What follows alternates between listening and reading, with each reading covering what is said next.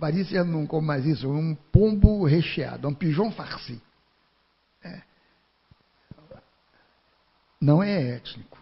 Ele é francês, mas embora em Paris, eu não conheço nenhum lugar que você possa comer um pombo recheado. Você pode comer no Val do Loire. Mas no Marrocos, Rabat, tem uma comida chamada bastelha.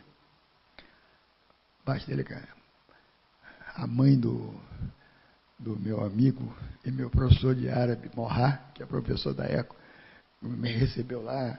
A Raquel ficamos dias comendo na casa dela. O primeiro prato que ela levou 2 dias fazendo era bastelha, o que era? Pombo. Pode ser de frango, pode ser de pombo. Pombinho para comer, né? Bom. Esse pombo de rua aqui não, senão dá uma doença desgraçada. Não, lá é étnica. Para o francês. Isso aqui é étnico. A bastelha. Sofisticadíssima a comida. Mas é étnica. Por quê? Porque não é francês. O americano, aquele hambúrguer desgraçado que estão sofisticando, botando aqui no Rio, não é étnico. Então, o diverso é étnico. E essa palavra etnia também, eu desconfio muito dela. Eu uso, eu não tenho outra palavra, mas desconfio tanto dela quanto eu desconfio de raça, conceito de raça. É o étnico. Então, isso, na verdade, é uma simplificação de fundo iluminista. Porque o diverso não aparece na história apenas sob esse beneplácito paternalista do multiculturalismo, mas o diverso aparece como resultante ou como resultado da movimentação de minorias sociais. Minorias que trafegam no espaço dos direitos civis e no espaço dos direitos humanos. Toda essa movimentação de minorias negras aqui no Brasil, a questão das cotas, não é beneplácito de cima para baixo de direito humano, não. Tem nada a ver com direito humano. O movimento negro no Brasil é o movimento mais antigo que existe no Brasil. Há mais de 100 anos. Isso foi uma conquista lenta de lutas civis, de movimentação civil, que num determinado momento entra na legislação e aí é difícil a retroação. Mas vejam aí as redes sociais, em determinadas redes sociais, que estão falando, já tem algumas, finalmente eu acho que vamos acabar com as cotas. Por isso que eu disse, esse diverso incomoda. Então não se trata de direitos humanos, se trata da resultante de uma movimentação civil, lutas civis. Então, a explicação iluminista e a explicação conservadora se atém ao plano exclusivo da cultura.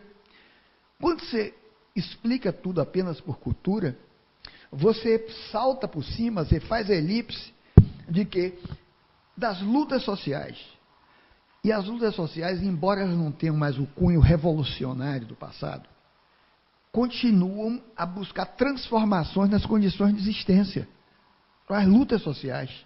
As lutas sociais não têm que ser necessariamente de revólver na mão. Igual. É preciso, portanto, redefinir certas palavras. Golpe não precisa ser apenas golpe militar. Não precisa ser golpe militar apenas, não. Honduras deu golpe, um golpe de justiça. O Paraguai deu golpe no parlamento. No Brasil nós temos um golpe sim, um golpe que está se ficando claro agora depois das gravações de parlamento com um judiciário leniente. Né? Golpe assusta. Sim, mas, claro, está na cara hoje. Hoje não precisa de ninguém de esquerda que está afirmando isso. Leia o Globo de hoje. Eu leio o Globo, é o jornal quase do dia, do Ricardo Noblar. Se alguém me disser que esse cara é de esquerda, então eu não sei mais nada. Ricardo Noblar, eu gosto de ler a coluna dele, faz com aquelas frases curtas, informado, muito informado. Não, digo hoje, está claro. Ele disse, claramente visava Lava Jato. A Dilma estava no caminho.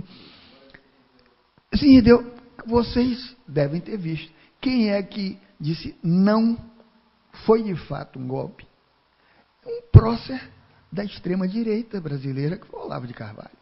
Disse 3 dias atrás, está brigando com o Reinaldo de CT da Verde, porque diz, esse cara é louco, não sei o quê. Ele disse, não, foi sim, foi.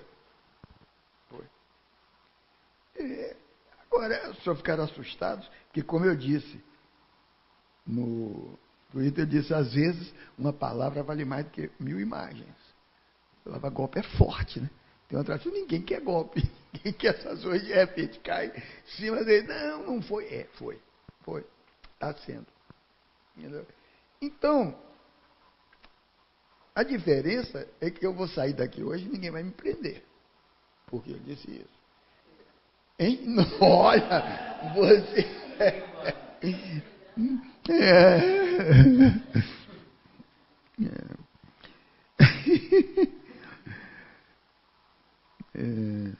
Eu avisando que eu brigo, hein? Não, porque eu tive uma reunião hoje de manhã com um sujeito, um amigo meu, que foi de movimento, foi muito torturado. E está com um problema no dedo, com a sepsemia, andando, mancando, e eu sei onde ele foi preso, ele tinha 19 anos. Precisaram 18 homens para dominar ele. 18. São números. Esse se chama Cid Benjamin, é amigo meu. Eram 18 homens. Só que ele me disse assim, mas ele disse, não é nada extraordinário. Ele disse, eu tomei tanta porrada que eu não sentia mais, então estava tudo bem. Mas precisaram de 18. É isso que às vezes é preciso botar muita gente, às vezes. Então, sob as aparências carcomidas da política tradicional, existe uma dinâmica social em busca de formas novas de expressão.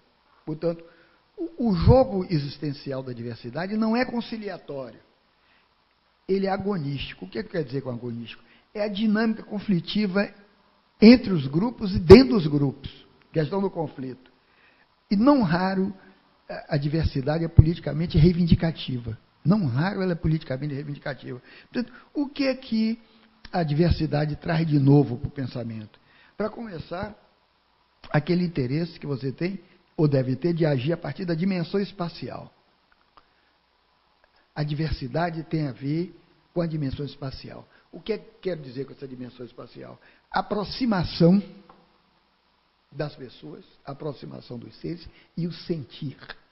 Sentir, em vez de apenas pensar logicamente e invocar o tempo é aproximação espacial e sentimento. E sensível. Eu repito, eu faço sempre, eu tratei isso num livro chamado A Lógica, as Estratégias Sensíveis. Então, a diversidade humana é alguma coisa a ser mais sentido do que entendido. Mais sentido do que entendido. Por que nós dizemos que alguém é igual ou diferente de outro? Que nós comparamos. É a comparação que me diz, ó, fulano é diferente de mim, ou fulano é igual a mim, fulano é igual a mim. Na verdade, por que nós comparamos? Nós comparamos para exercer poder. Nós comparamos para dominar. Porque quando nós comparamos na esfera da técnica, nós queremos dominar uma técnica, produzir um resultado. Quando nós comparamos gente, nós comparamos para dominar. Nós comparamos. É o termo comparante e o termo comparado. Ganha sempre, em geral, o termo comparante, que não partiu a comparação. Nós exercemos, portanto, para dominar. Porque, na verdade, os homens, as pessoas, não são iguais nem desiguais. Não são iguais nem desiguais. Quer dizer, no sentido de semelhança. São iguais e desiguais em termos de possibilidade de renda. Mas, antropologicamente, existencialmente, os homens não são iguais nem desiguais. Os homens são, cada um de nós é um ser singular, e nós coexistimos em nossa diversidade. Nós simplesmente coexistimos na diversidade, sem igualdade ou desigualdade. E cada uma dessas singularidades, se sua singularidade, digamos, de pertencimento de crença, singularidade de cor, de fenotipia, é singular. A raça não existe, mas a cor existe. E a cor pode ser discriminada. Singularidade de pensamento, singularidade de gênero, singularidade de identificação sexual. São singularidades. Cada uma dessas singularidades, às vezes, corresponde à dinâmica histórica de um outro, que pode ser um coletivo diverso. Um coletivo diverso. Então, na prática, aquilo que nós experimentamos de uma cultura, principalmente da nossa cultura, é a diversidade dos repertórios. Na diversidade do repertório se mostram hábitos, se mostram enunciados, se mostram simbolizações. Então, por que nós ignoramos, ou nós nos imunizamos socialmente contra uma determinada dimensão da diversidade? Por que nós rejeitamos uma dimensão? Por exemplo, o modo de vida dos indígenas. Não vou nem falar de questão de negro na sociedade brasileira, para não dizer que eu fico puxando a brasa, a minha sardinha. O modo de vida dos indígenas. Por exemplo, porque, armado da razão comparativa, e essa razão que é amplificada pela economia, amplificada pela técnica, o sujeito de poder, ele está sempre convertido numa unidade de dominação. O cara do poder é uma unidade de dominação. Ele é a imagem do um absoluto. A utopia da metafísica é essa, ser o um absoluto. Nós, quem adora, né? Adoramos um absoluto, que é Deus. E você não pode dizer que não é um absoluto. Mesmo que você abre a Bíblia, a mais comum da Bíblia, todos os evangelhos, você vê os exemplos, não vê-se um absoluto todo, né? Dando um curso de filosofia lá, na ECO, eu acho que as pessoas ficaram muito escandalizadas na última vez, porque com a Bíblia, a maior Bíblia hebraica, citada por Adolf Bloom, cita um trecho da Bíblia em que o Javé, o Deus dos judeus, simplesmente pega Jeremias. Vocês querem ver? Vão lá na Bíblia, no Êxodo. É incrível como as pessoas... Você me passa por cima disso. O Javé, simplesmente, eu tenho uma gravada dele, em Jeremias. E Jeremias se queixa. Êxodo. Procura o Êxodo. Depois, tem uma hora que Javé tenta assassinar Moisés e não consegue. Não dizer. Esse um absoluto é construído ideologicamente ao longo das interpretações. Né? Se querem ler livro realmente mais divertido do que o meu bagulho, que eu acabo de lançar, é o Velho Testamento. É uma maravilha. Todo mundo devia ler o Velho Testamento um pedaço todo dia. Todo dia. Esse é um grande livro, realmente. A Bíblia é um grande livro, mas esclarecedor. Esclarecedor. Então, coisa que os orixás, nesse plano, não fazem. Javé era danado. Que é o mesmo, é o modo hebraico designar Deus. Né? Javé. Então, quando você tem esse um absoluto, você se auto-imoniza contra a exterioridade dos lugares, que tudo está supostamente em você se imuniza contra o sensível, e você invoca a dualidade para o lugar do um. Portanto, invocar a dualidade para o lugar do um é você ter empatia para com o diverso. Não é simpatia. Não é simpatia. A simpatia é até agradável, mas empatia é você atravessar a simpatia e ocupar também o lugar do outro. É estar no lugar do outro. Então, a humanização sociopsicológica é uma barreira à empatia.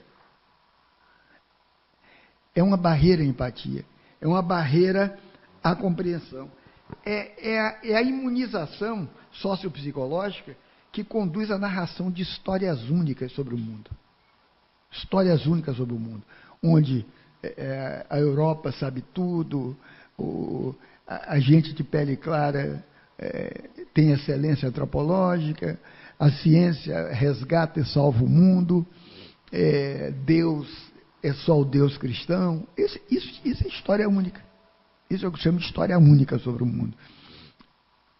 O que é que isso está tendo a ver com a educação? Eu estou falando do que a educação instrucional nos passa desde a escola. Desde o fundamental. Ele é fundamental, que é efetivamente o curso fundamental. Você quer ver uma coisa? Você pega o Japão. Que educação no Japão? Você tem um curso fundamental de 6 anos. É o Estado quem paga. Depois você tem um curso médio, duríssimo, de 3 anos. É o Estado quem paga. 639. Depois você tem um curso médio superior. É o Estado quem paga mais 3 anos. Para passar em cada um desses anos é uma coisa terrível. Né? O suicídio de jovem japonês é enorme. Não poder suportar, às vezes, a frustração uma reprovação. Né? O choro das mães. Né? A mãe que não consegue fazer passar o filho é visto com uma vergonha pelas outras mães. E os suicídios se dão, o suicídio ocorre. O fundamental, o básico do Sessomba está aí, nesse 6 mais 3 mais 3. A universidade são 4 anos. A universidade para o japonês não é fundamental para a instrução. Não é fundamental. Porque depois de 6 mais 3 mais 3, você cai na empresa lar. Né? Cai na empresa lar. Essa empresa que vai instruir o resto tecnologicamente, cientificamente, de resto. A menos que você vá pesquisador aí na universidade. A universidade, no entanto, é importantíssima para discriminar as posições que o cara vai ter nessa empresa. Se você entrou numa universidade, como digamos, a Todai, que é a grande universidade, a principal universidade de Tóquio, que é a universidade imperial, dita imperial, você conseguiu entrar ali, na Todai, certamente você vai ter posição boa na empresa. Você pode ser o que o japonês chama de bucho, um patrão de empregados, que tem um escalonamento. Né? E a universidade, portanto, é o lugar onde as classes dirigentes selecionam quem vai ter posições de mando, de domínio. Né? Mas o fundamental está ali. Nesse fundamental, por que eu falei disso e liguei isso com religião? Porque essa educação fundamental e básica, ela se dizer ela é religiosa, não. O japonês não dá muita importância para a ideia de Deus. Mas ela tem 2 religiões que orientam as condutas. Um é o shintoísmo e outro é o budismo. O shintoísmo como a religião da vida, né? Cultivar a vida, né? E o budismo com a religião da morte, para os ritos funerários, a reencarnação, a ideia de reencarnação, essa coisa. Ora,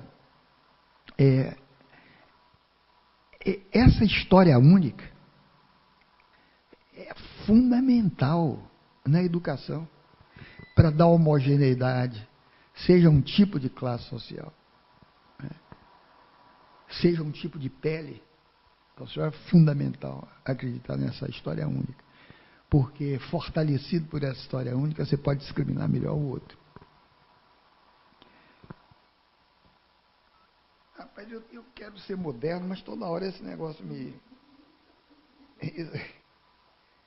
ele não dura muito. Então, eu falei de índio. É a referência. Vocês querem fazer uma pausa ou não? Não precisa não. Melhor para cá. Então, é a referência a esse elemento ameríndio que dá atualidade ao pensamento de um autor que eu chamar a atenção para vocês. Eu tenho certeza que vocês já ouviram falar, não sei se já leram, mas vale a pena vocês lerem um peruano. Morreu há muitos anos, muito tempo, chamado José Carlos Mariátegui. Alguém que já ouviu falar? Já ouviu falar. Então, os 7 ensaios de interpretação da realidade peruana, vocês encontram em português. Editora Alfa Ômega, não sei, pelo menos essa editora aqui, se botaram outra. Esse é um grande figura de intelectual latino-americano, intérprete da realidade sul-americana. Mariátegui, ele chama a atenção para a imposição da civilização e da cultura europeias pelos colonizadores aqui na construção das sociedades latino-americanas. Quer dizer, apesar das transformações na organização capitalista do mundo, das transformações nas formas coloniais de poder, as populações indígenas sul-americanas, elas mantêm a especificidade das formas delas de simbolizar, de representar o real. Ainda hoje, até hoje. E levantam questões importantes para a coexistência das diferenças humanas. Vocês não podem imaginar coisas sarcásticas e raivosas que eu vejo pessoas aqui, classe média do Rio, promotores, advogados, quando vê o Evo Morales aparecendo na televisão. Porque ele está vestido, ele veste de índio. Ele tem, nisso aquilo é índio boliviano, que eu já estive na Bolívia, e para mim os índios até se vestiam de modo bem diferente dos que eu vi. Quer dizer, mas ele tem uns elementos, aquele roupões, não sei o quê.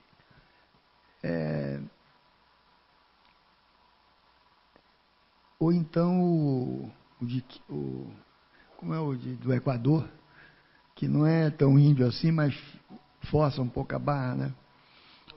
Hein? Rafael Cordeiro. Corrêa, Rafael Corrêa. Esse é mais malandro, né? O Morales é mais... mas ele puxa a barra, rapaz.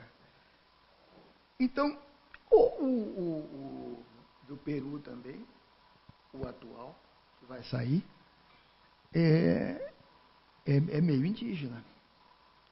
É meio indígena. Eu estive no Peru no passado, eu ando com um problema de memória. Eu lembro. Me parece que agora vai ser eleita, está na frente a filha do Fujimori, né? É inacreditável. É inacreditável porque o Fujimori continua preso em Lima.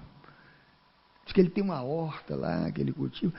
E eu, muitos anos atrás, eu fui dar palestra no Peru, eu me lembro, em plena campanha do Fujimori, que eu achei extraordinária a campanha. Ele não valia nada depois, né? Mas ele ganhou do Vargas Llosa. Ganhou do Vargas Llosa. E você sabe por que ele ganhou do Vargas Llosa? Pela cara dele. Como ele é descendente japonês, ele tem cara de índio. As pessoas se identificaram com ele. Impressionante essa campanha do Fujimori. A primeira coisa, a segunda coisa é o seguinte, ele não dizia nada, que é uma grande virtude. Ele ficava só escutando. Ficava só escutando as mulheres se queixarem. Ele subia lá, o morro, as favelas, as mulheres iam se queixar da vida que estava cara, do marido que era bebum, não sei o quê, e ele dando razão. Dá certo, a senhora está certa. Pronto, botaram nele. Se elegeu pouco dinheiro em campanha. Agora virou uma coisa no poder. Poder não adianta. Seja quem for. Antônio Carlos Magalhães, que não valia coisa nenhuma, também na Bahia, que de minha terra, resumia tudo na fé, ele dizia assim, o poder é erótico. Realmente, o poder é erótico. O cara senta ali e ninguém quer largar esse osso depois, que deve ser muito bom, né? Então,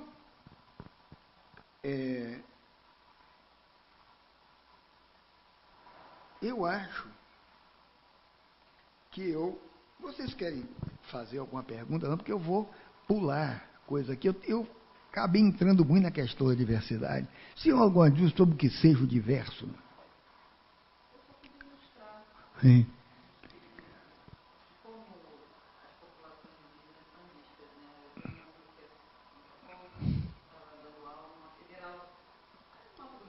Hum.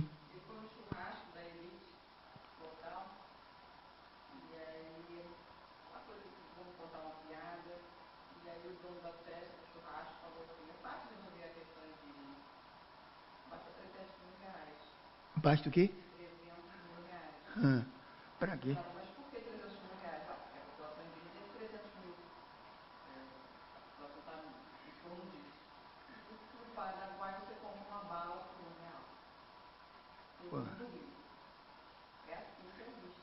É.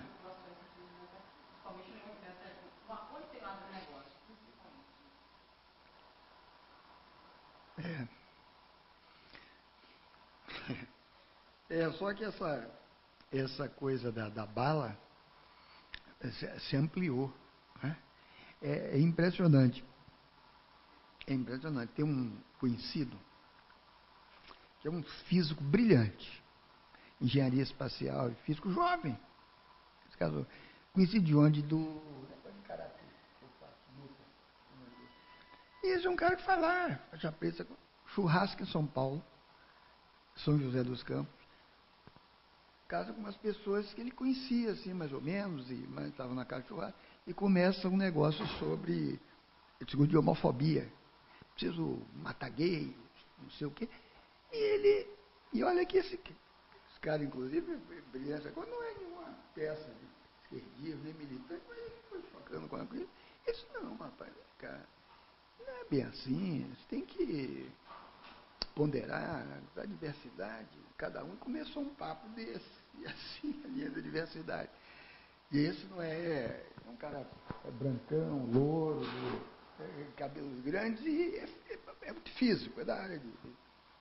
Aí aquele papo começa a discussão sobre diversos.